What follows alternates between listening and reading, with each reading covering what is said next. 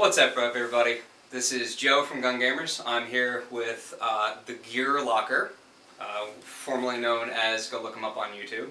We're doing a kind of a different video today, but we did kind of a different video last time, so this is keeping that kind of stream going here.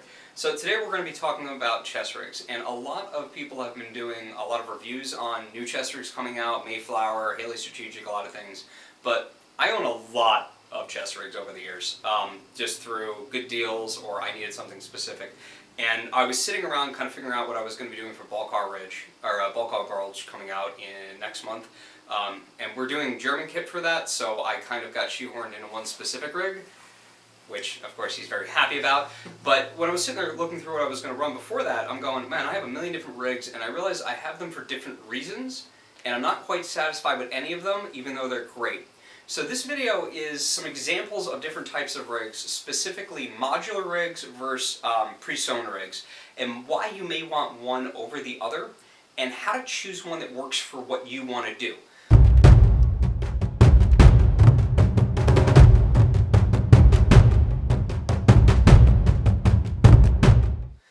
I'll tell you right now, you will not find a perfect rig for every kit that you want to do. If you're running larger caliber replicas that have wider magazines, they're not going to fit in certain situations. If you spend a tremendous amount of money to get a very modular style of rig, that's great, but you've also spent potentially 2 to 3 times what you could have if you put one together yourself. So we're going to start off with just what we have in front of us and cycle through a couple of different rigs, talk about why we purchased them or why we want to run them and what we use them for specifically. So we'll start off with this lovely rig, and I'm going to pass it right over to you. So what you see right here is one of the earliest types of chest rigs that has been incredibly popular for decades and decades. This is the CHICOM chest rig. Now, this is one of the earliest patterns of the CHICOM chest rig when they started showing up around the 1965 in their most modern form. This particular one is a 1966 dated example, and you'll see there's only one main difference, one, I guess, aesthetic difference from the later variants that you'll see even in use today.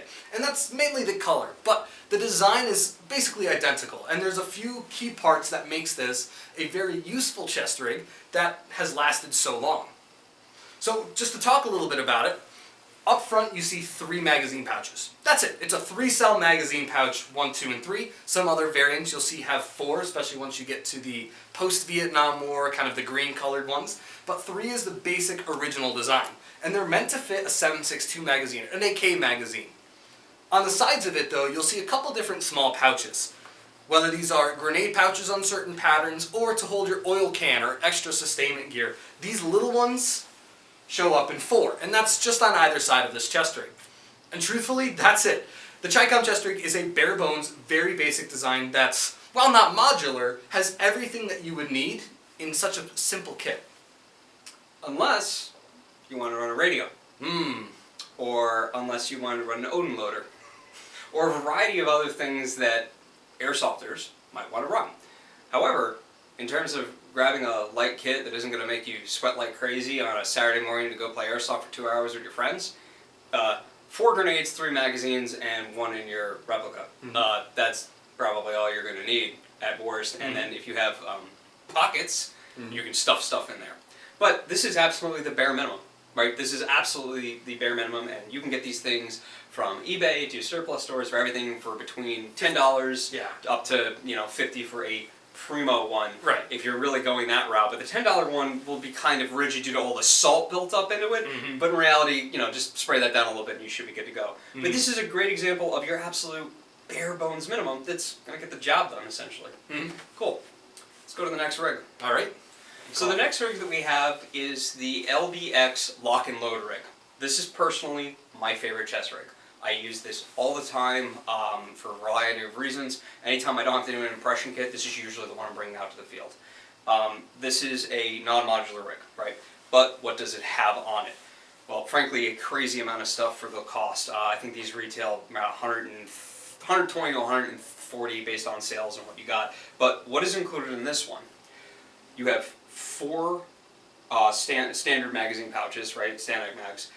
A double pistol pouch, excuse me, a pouch for like a multi-tool, that's usually what I put in here, On the sides, and this is mirrored on both sides, you have an inner pouch here that can fit either a water bottle, or on the other side I actually have the included in the kit pistol holster insert, which is great for, again, just, I usually throw, like I have a hater that I throw in there for doing, lightweight stuff. It's got a large GP pouch. On this side I actually have a night vision goggle insert that I can use to carry NVGs throughout the whole day, and this actually fits the Eagle Industries. Whoop.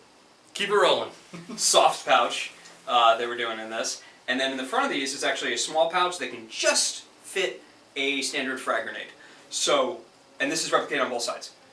And you also have an insert, I believe on one side, that you can actually shove stuff into as well. Yeah, you can actually get behind it and pull, and there's an insert for like maps or anything else you might need.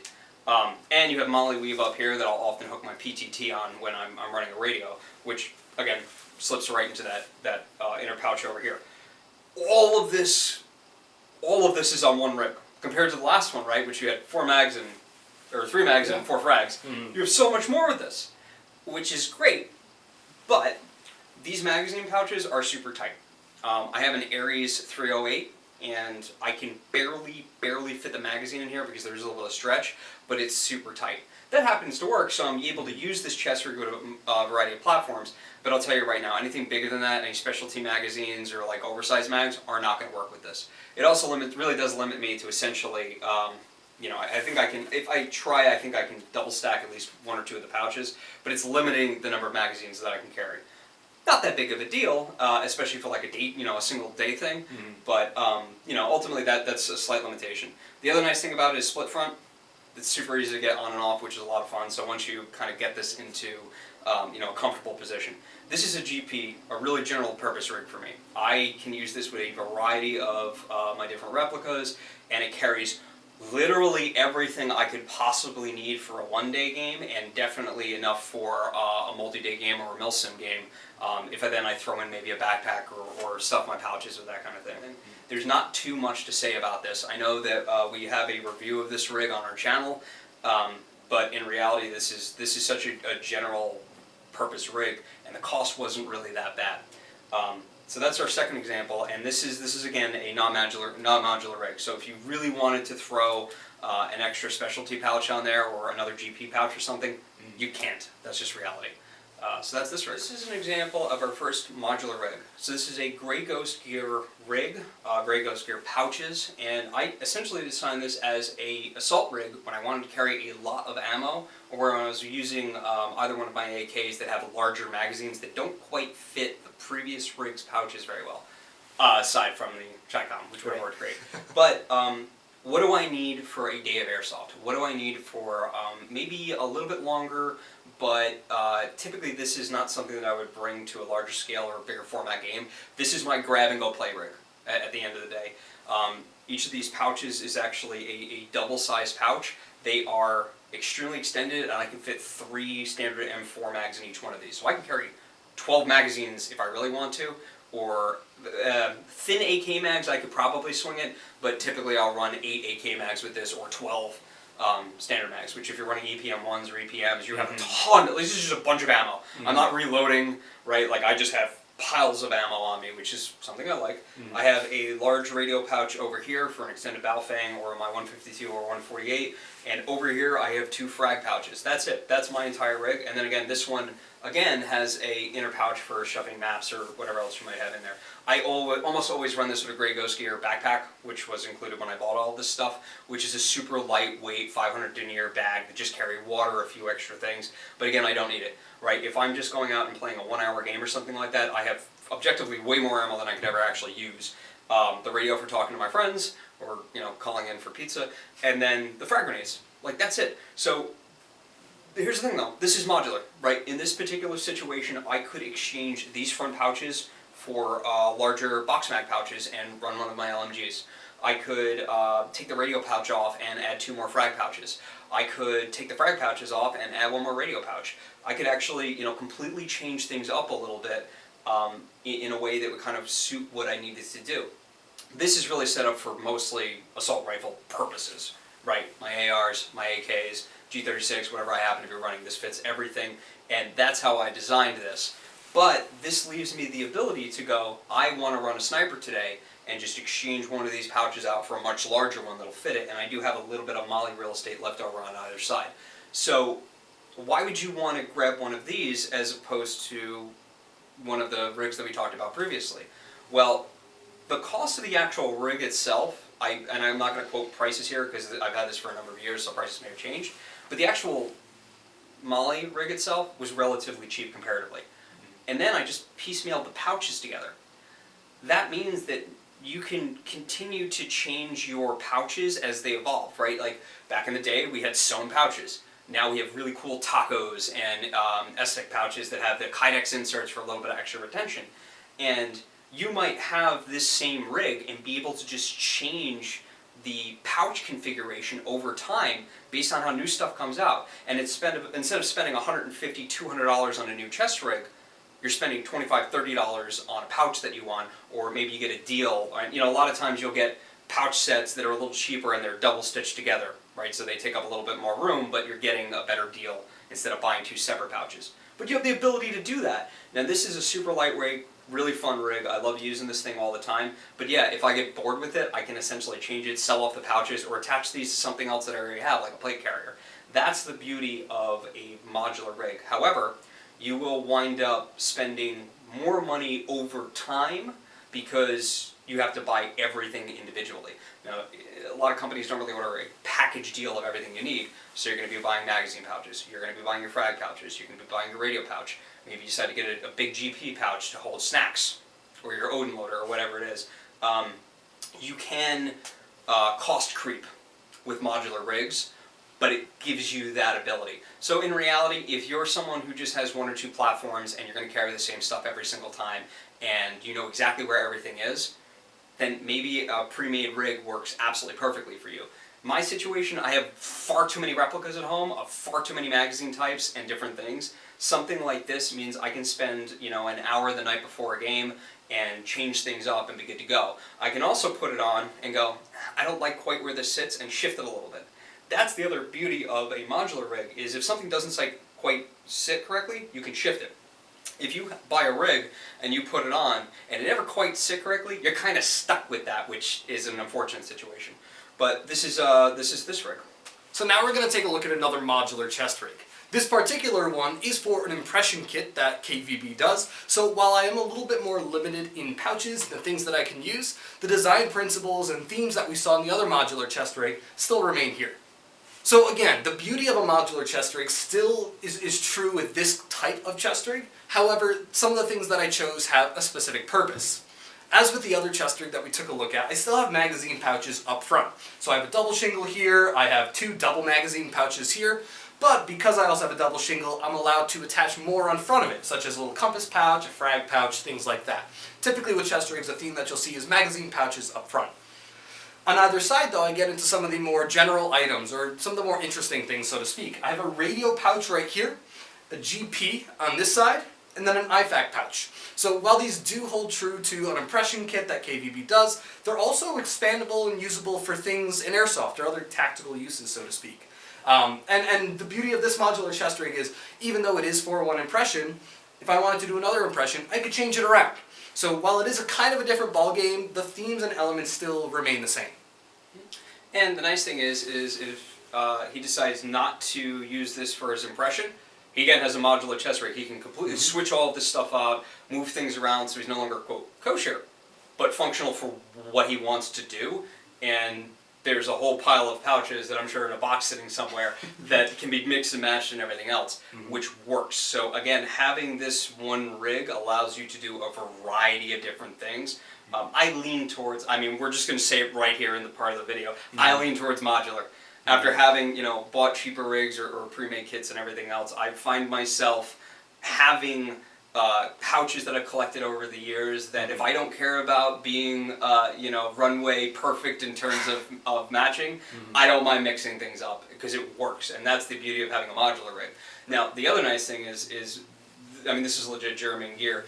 These, you know, the more money that you spend on your base modular rig, the nicer, more comfortable it's going to be, a couple more options, that sort of thing. And we'll kind of touch on that at the end of the video. So, thank you. Yeah, of course. So for our last, it's not actually a chest rig, this is actually load bearing equipment, LBE, but I wanted to give an example of kind of the next step up between running a full plate carrier or running just a chest rig. This happens to be a Russian one. I'm going to get all the green beans extremely angry at me. I think it's I think it's a 6SH117. I hope I got that right. I'm not going to Google it. But you know, I got this on eBay, flat out, and it was all completed with everything in it as part of a giant pouch set, which again is very rare for that situation to happen.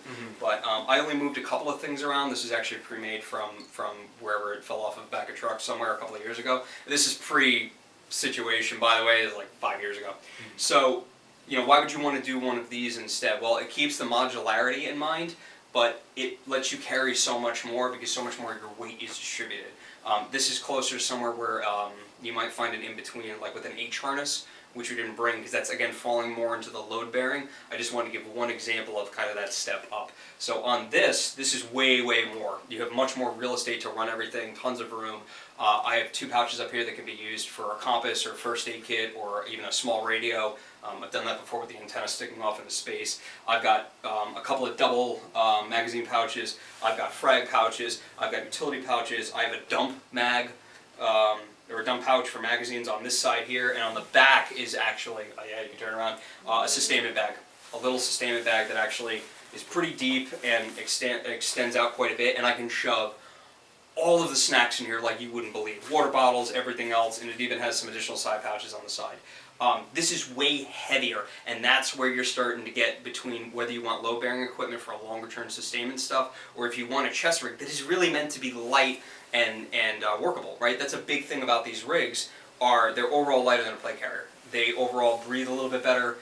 Even a lot of this is mesh padding. Like, this stuff sucks. I want to let you all know that. Russian gear does not breathe very well, but all the rigs that we talked about previously, the backs are open, the sides are open, there's tons of airflow and room, and even a flick or LBE like this will allow you to breathe better and not get as weighed down if you're carrying more equipment.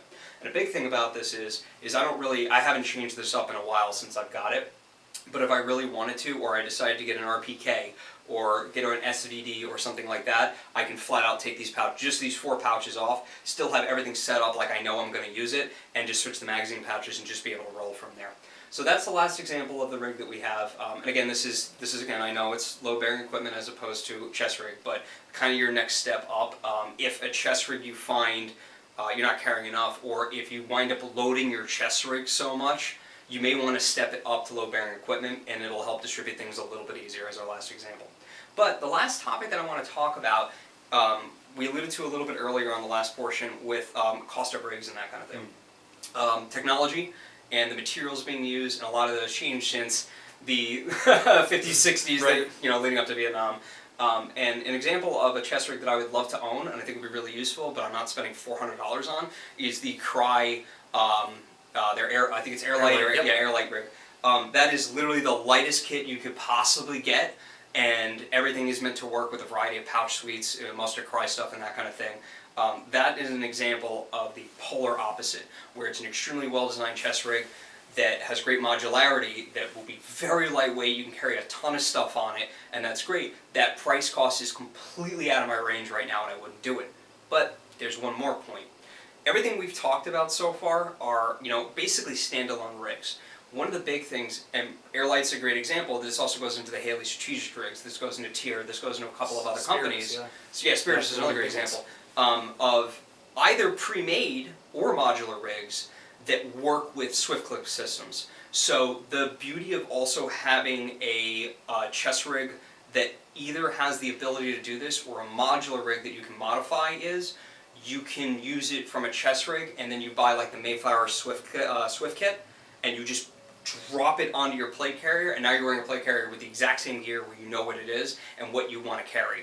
Sometimes it can be a little bit bulkier because it's sitting on top of things. You lose a little bit of you wind up being a little rounder, I guess, at the end of the day with that extra kit. But it makes it so easy, and the Swift Click kit's like $15, as opposed to sitting there and reweaving everything. So if you have a nice plate carrier that you're ready to go, and you have your chest rig set up exactly as it is, if you're running a plate carrier, you snap it in. If you decide you want to go lighter, you put the harness over it, and you just roll from there.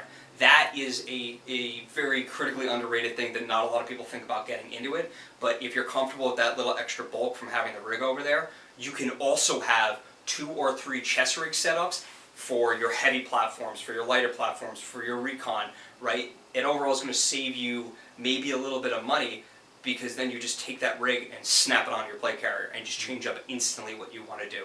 It also means if you, for example, bring multiple platforms to an airsoft field and one of your replicas goes down, you grab another replica and you just switch everything over, or you already have a rig set up and you just click it in.